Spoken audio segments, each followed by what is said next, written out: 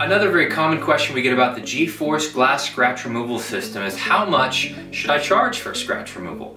And now generally if you're asking that question, it's likely that you're doing work for a job site, for a construction company, or maybe you're a glass shop wanting to offer that service to your customers. And generally speaking, you're going to want to set a minimum fee that will cover up to 1 hour's worth of work once you arrive at the job. That should cover you for, whether it's one single scratch or a couple of small scratches.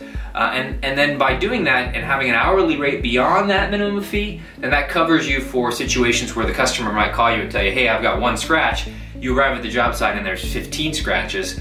Certainly you would want to be able to be flexible in those type of scenarios. So our suggestion is somewhere between $65 to $150 per hour with a minimum fee. So for some guys, they might charge $100, $125 for that minimum fee, and then have an hourly rate that's comparable to that or maybe slightly less for any additional hours after that. So generally speaking, that will help you from, to avoid situations where you go all the way out to the job site for some inexpensive piece of glass and you have to spend 2 hours on it to remove one scratch. So having that minimum fee is a really good idea.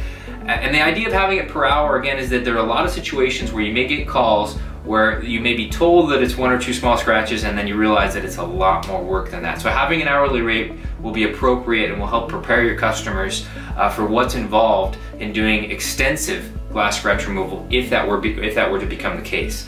Now there might be some cases where you would bid on a job. Let's say you're looking at a large installed piece of glass. You can see the scratch clearly. There's 1 or 2 clear scratches, so you know exactly how long it's going to take you to remove that type of damage, exactly what's involved, and those may be situations where you would bid the job in advance at a specific price.